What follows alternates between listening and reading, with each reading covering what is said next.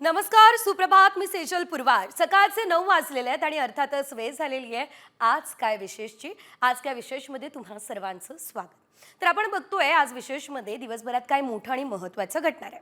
बरं, त्यामध्ये पहिली बातमी अतिशय महत्त्वाची आणि विशेष असेल, कारण ही बातमी भारत आणि पाकिस्तान सीमेवरची आहे. शस्त्रसंधीनंतर किंवा भविष्यातही पाकिस्ताननं भारतीय सीमेवर गोळी चालवली तर गोळे डागणार असा थेट इशारा आता देण्यात आलेला आहे आणि हा इशारा जर आपण बघितलं तर मोदींनी दिलाय. दुसरी बातमी भारताच्या मिशन पाकव्याप्त काश्मीरची आहे, कारण पाकिस्तान व्याप्त काश्मीर भारतात आणणं हेच मिशन आहे असं भारतानं स्पष्ट केलंय. तर आता बघा, तिसरी बातमी ही तितकीच महत्त्वाची आहे. ट्रम्प यांच्या लुडबुडीची ही बातमी आहे. कुणाच्याही मध्यस्थीची गरज नाही या शब्दांमध्ये काश्मीरमध्ये लुडबुड करणाऱ्या डोनाल्ड ट्रम्प यांना भारतानं आता एकंदरीत इशाराच दिला असल्याचं देखील आपल्याला बघायला मिळतंय.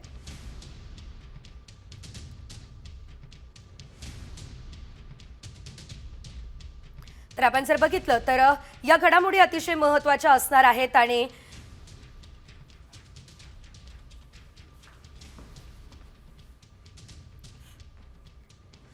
तर आज काय विशेष मधल्या या तीनही मोठ्या आणि महत्त्वाच्या घडामोडी आपण बघणार आहोत आणि त्याआधी एक मोठी बातमी ऑपरेशन सिंदूरची.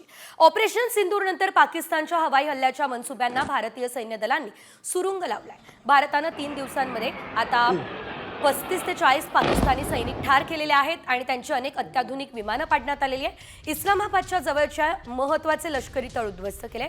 ऑपरेशन सिंदूर फक्त दहशतवाद्यांना लक्ष्य करण्यासाठी होतं असं संरक्षण दलाकडून स्पष्ट सुद्धा करण्यात आलेलं आहे.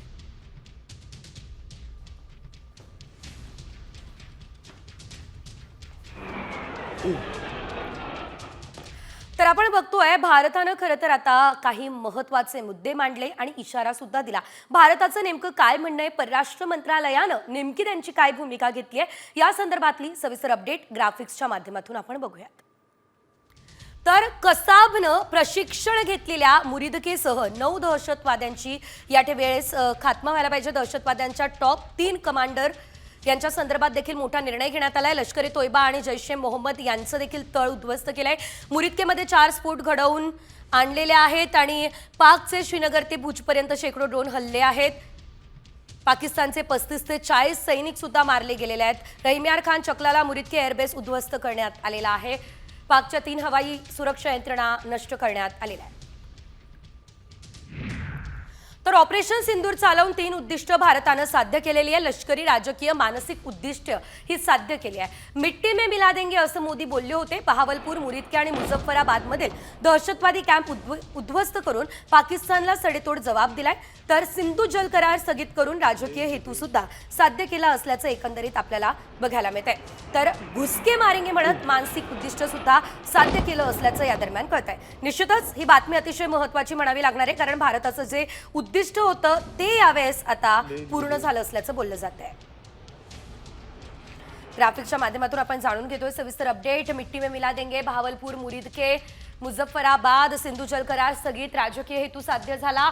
सीमेपलीकडून होणारा दहशतवाद थांबेपर्यंत जल करार सुद्धा स्थगित करण्यात आलेला आहे. घुसके मारेंगे पाकिस्तानमध्ये घुसून कारवाई करण्यात आलेली आहे.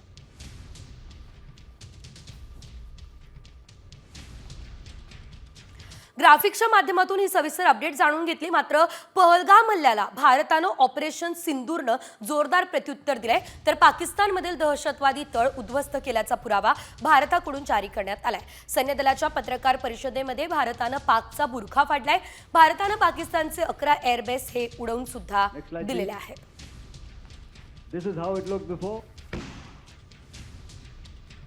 बरं, पाकच्या कुरापतीनंतर भारतानं पाकला आता तगडं प्रत्युत्तर सुद्धा दिलं. पाकचे 6 एअरबेस हे भारतानं उद्ध्वस्त केले. हे एअरबेस नेमके कोणते आणि त्या एअरबेसचं पाकिस्तानसाठी महत्त्व नेमकं किती, या संदर्भातला हा खास रिपोर्ट.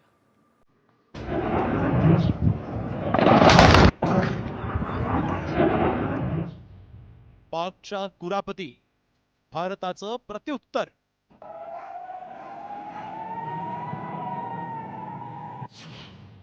भारताकडून पाकचे 6 एअरबेस उद्ध्वस्त.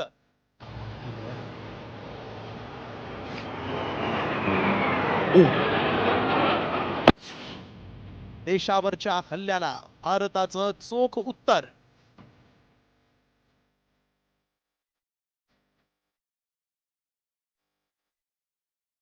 खान बेस में आके गिरे हैं।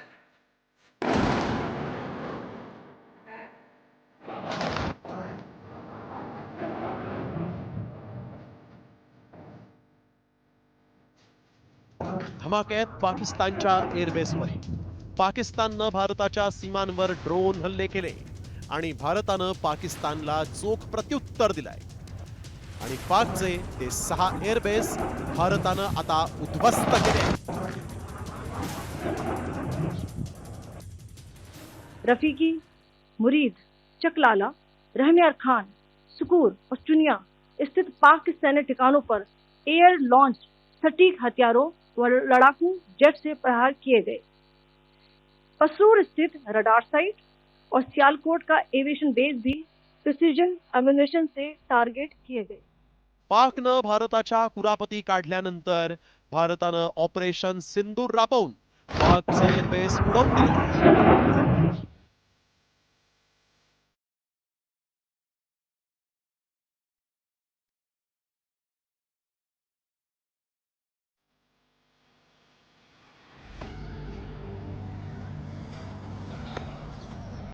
हा व्हिडिओ पहा. भारताच्या विरोधात ड्रोन्स डागणाऱ्या एअरबेसची काय अवस्था झाली आहे. हा व्हिडिओ कुरापतीखोर पाकिस्तानला धडा शिकवण्यासाठी आहे. मात्र भारतानं उद्ध्वस्त केलेल्या नूरखान, चकलाला, रफीक, रहीम यार, सरगोधा आणि सुक्कूर एअरबेसचं पाकसाठी किती महत्व आहे. रावळपिंडीचं नूरखान एअरबेस. रावळपिंडीत पाक वायुसेनेचं प्रमुख तळ, लढाऊ विमानं, ड्रोन आणि हवाई संरक्षण यंत्रणा तैनात. इस्लामाबाद पासून अवघ्या 10 किलोमीटर अंतरावर. चकलाला मुरीद एअरबेस, पाकच्या ड्रोन्स ऑपरेशनचं केंद्र. भारतीय सीमेपासून 9000 फूट लांबीची धावपट्टी. शहफर 1, बायरक्तर TB2, अकिन्स आत्मघाती ड्रोन तैनात. शेरकोट रफीक एअरबेस, भारतीय सीमेजवळ पाकच्या लढाऊ विमानांचा तळ. F-16, F-17 विमान तैनात. 10,000 फूट लांबीची धावपट्टी. 1965च्या युद्धात महत्वाचं ठरलेलं एअरबेस. रहीम यार खान, पाकिस्तानी सैन्याचं मुख्य एअरबेस, भारतीय सीमेपासून जवळचं तळ. सरगोधा एअरबेस, पाकिस्तानी हवाई दलाचं प्रमुख तळ, लढाऊ विमानं आणि अण्वस्त्र सज्ज विमानतळ. 1965 आणि 1971च्या युद्धात महत्वाची भूमिका.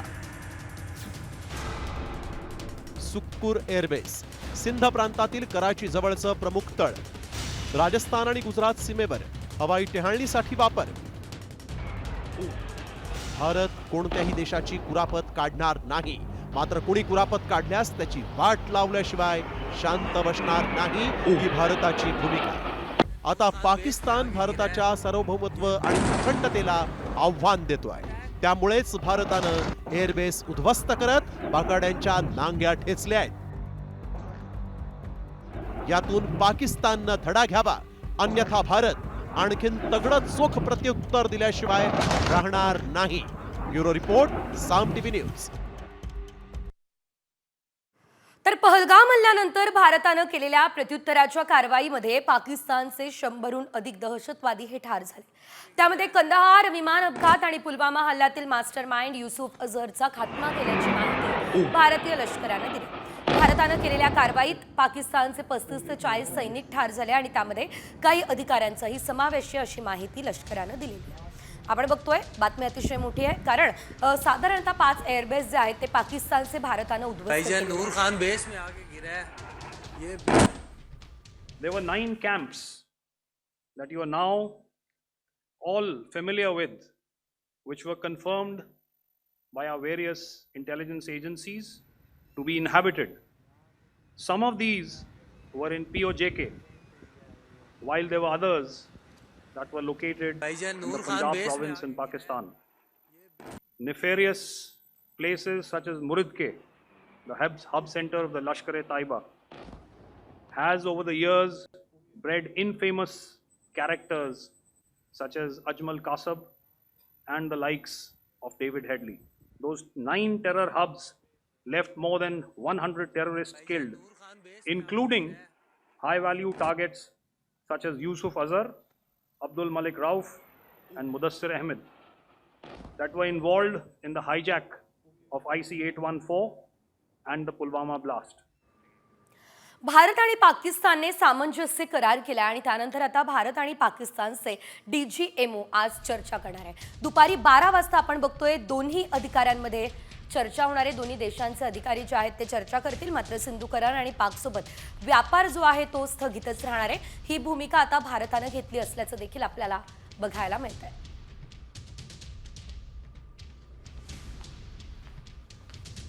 तर आपण बघतोय पाक आणि भारत DGMO यांच्यामध्ये आता बैठक जी आहे ती पार पडलेली आहे.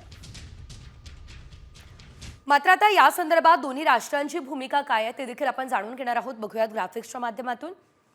तर यामध्ये आपण पाहू शकतोय की आता भारत आणि पाकमधील सिंधू करार स्थगित राहणार असं भारताचं म्हणणं आहे. तर सिंधू जल करार आणि काश्मीरवरती चर्चा होईल असं पाकिस्तानला वाटतंय. खरं तर ही केवळ एक आशा पाकिस्तानला आहे. पाकिस्तान सोबतचा व्यापार बंद राहणार आहे. मात्र भारतासोबतची चर्चा म्हणजे पुन्हा एक नवीन सुरुवात असणार आहे असं सुद्धा पाकिस्तानचं म्हणणं आहे. ही पाकिस्तानला आशा आहे. याशिवाय जर बघितलं तर पाकसोबत फक्त दहशतवादाच्या मुद्द्यावरतीच चर्चा केली जाईल. तर भारतासोबतच्या चर्चेत इतरही प्रश्न सुटतील असं पाकला वाटतंय. तर काश्मीरमध्ये लुडबुड करणाऱ्या डोनाल्ड ट्रम्प यांना भारतानं इशारा दिला. कुणाच्याही मध्यस्थीची गरज नसल्याचं भारतानं म्हटलं. तर भारत पाकिस्तान यांच्यातला काश्मीर प्रश्न सोडवायला आपण मदत करू असं वक्तव्य अमेरिकेचे राष्ट्राध्यक्ष ट्रम्प यांनी केलं. ट्रम्प यांच्या या वक्तव्यानंतर भारतानं कठोर भूमिका घेतलेली आहे. काश्मीरवरती आमची भूमिका स्पष्ट आहे. आम्हाला कुणाच्याही मध्यस्थीची गरज नाही असं आता भारतानं स्पष्ट केलेलं आहे.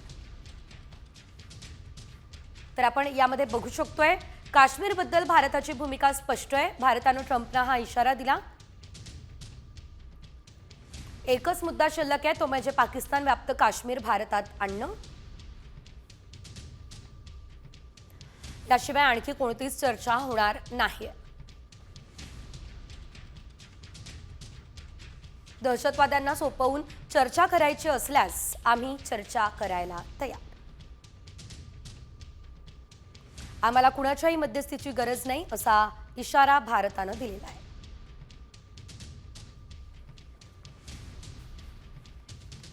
तर भारतीय सैन्यानं अद्दल घडवल्यानंतर पाक वठणीवर आलाय. पाकिस्तानी लष्कराकडून काल रात्री सीमेवरती कोणताच गोळीबार झालेला नाहीये.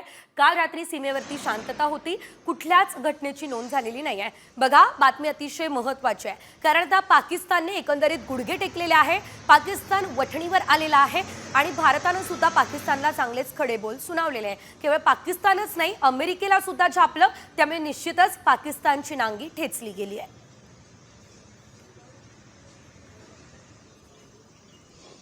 तर पाकिस्ताननं शस्त्रसंधीचं उल्लंघन जर केलं तर करारा जवाब दिला जाणार आहे.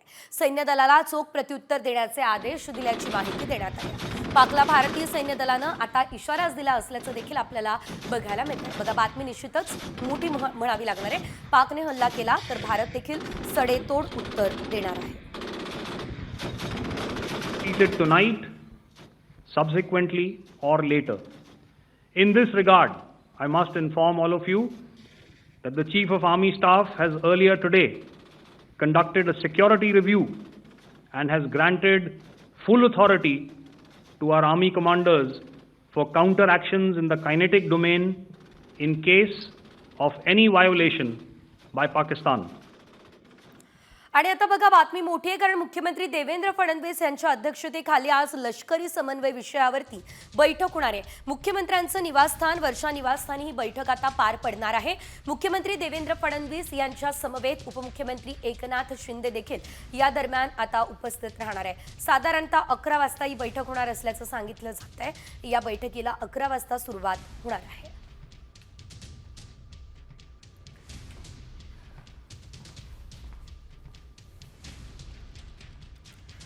तर या बैठकीमध्ये नेमकं काय घडतं हे तर आपण जाणून घेणारच आहोत. मात्र सध्या सुद्धा युद्धजन्य परिस्थिती कायमच आहे.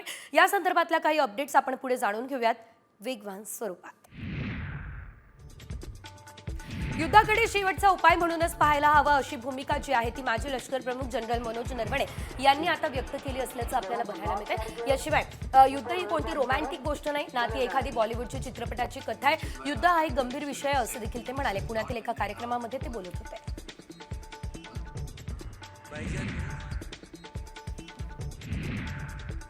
पाकव्याप्त काश्मीरबाबत भारतानं आरपारची भूमिका घेतल्याची माहिती आहे. भारताचं पुढचं पाऊल पीओके परत घेणं हेच असल्याचं बोललं जाते.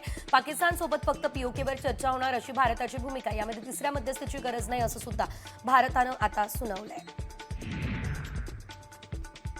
पाकिस्तानकडून गोळी चालली तर भारताकडून आता तोफगोळे जे आहेत ते डागले जातील. युद्धविरामानंतर अशा शब्दांमध्ये पंतप्रधान मोदींनी पुन्हा एकदा पाकिस्तानला इशारा दिला असल्याचं बघायला मिळत आहे.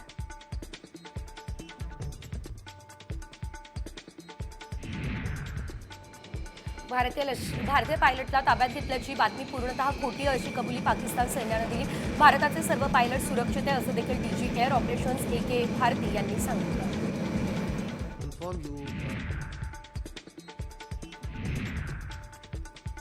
अमेरिका आणि चीनमधील टॅरिफ युद्धाला पूर्णविराम मिळालेला. अमेरिका आणि चीनमध्ये व्यापार कराराची घोषणा झाली आहे. दोन्ही देशांच्या चर्चेनंतर हा व्यापार करार करण्यात आल्याची माहिती आहे. गेल्या काही दिवसांपासून अमेरिका आणि चीनमध्ये व्यापार युद्ध हे सुरू होतं.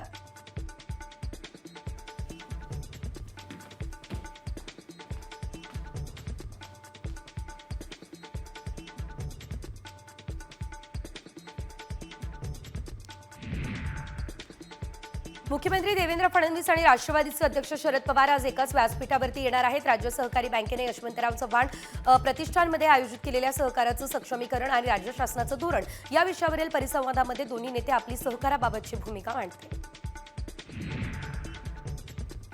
ठाकरे सेनेच्या मुखपत्रातून केंद्र सरकारवर ताशेरे ओढण्यात आले. डोनाल्ड ट्रम्प यांनी शस्त्रसंधीसाठी केलेल्या मध्यस्थीवरून निशाणा सुद्धा साधण्यात आला. ट्रम्प यांनी काश्मीरबाबत केलेल्या विधानावरून मोदी शहांना सुनावलं.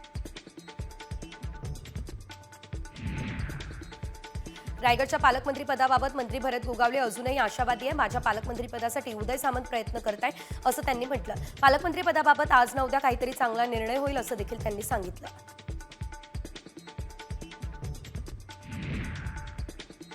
नवी मुंबई नगरपालिकेच्या निवडणुकीसाठी युवा सेनेने आता कंबर कसली आहे. खासदार श्रीकांत शिंदे यांच्या नेतृत्वाखाली 16 तारखेला नवी मुंबई या ठिकाणी युवा मेळावा देखील जारी करण्यात आलेला आहे. त्यामुळे आता नवी मुंबई महानगरपालिकेच्या निवडणुकीसाठी युवा सेनेने मोर्चे बांधणी करायला सुरुवात केलेली आहे.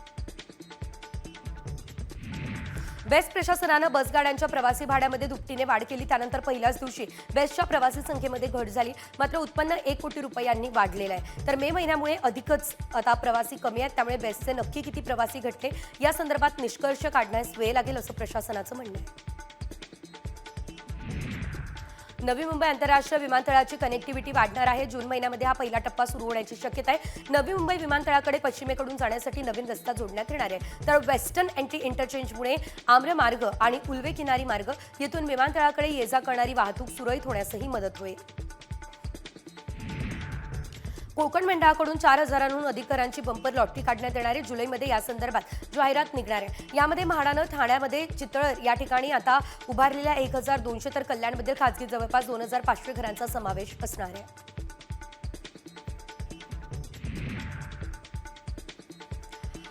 अपघातग्रस्ताला तातडीची मदत करणाऱ्याला आता 25,000चं बक्षीस मिळणार आहे. राज्य सरकारकडून राहावीर योजना राबवली जाते. जिल्हाधिकाऱ्यांच्या अध्यक्षतेखालील समितीकडून आता अपघातग्रस्तांना तातडीने मदत करणाऱ्या व्यक्तीची निवड सुद्धा करण्यात येणार आहे. अपघातग्रस्तांना तातडीने वैद्यकीय उपचार मिळावे यासाठी ही योजना सुरू करण्यात आलेली आहे.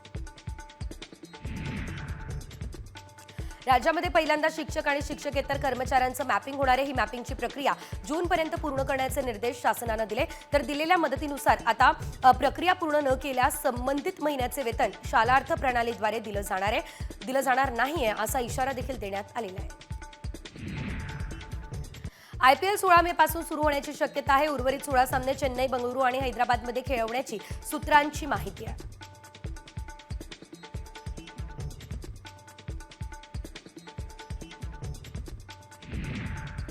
राज्यात हवामान विभागाकडून आज पावसाचा इशारा देण्यात आला. विदर्भ, मराठवाडा, पश्चिम महाराष्ट्रामध्ये पावसाचा अंदाज हा वर्तवण्यात आलाय. वादळी वाऱ्याचा पावसाचा अंदाज सध्या वर्तवला जातोय. 40 ते 50 किलोमीटर वेगानं वारे वाहण्याची शक्यता आहे. हिंगोलीच्या औंढा शहरामध्ये जोरदार पावसाला सुरुवात झाली. बाजारपेठेमध्ये अचानक आलेल्या पावसानं व्यावसायिकांची मात्र तारांबळ उडाली. रस्त्यावरती मोठ्या प्रमाणामध्ये पाणी जमा झालंय. दरम्यान उकाड्यामुळे नागरिक हैराण झालेले आहेत. पावसामुळे दिलासा मात्र नागरिकांना मिळाला. नांदेड जिल्ह्यात जोरदार अवकाळी पावसानं हजेरी लावली. या अवकाळी पावसामुळे उकाड्यापासून नागरिकांना दिलासा मिळतोय. या वादळी वाऱ्यामुळे आणि पावसामुळे शेतकऱ्यांचा प्रचंड नुकसान झालेलं आहे. अनेक ठिकाणी घरावरचे पत्रे उडून गेलेले, संसार उद्ध्वस्त झालेले आहेत, उघड्यावर आले आहेत.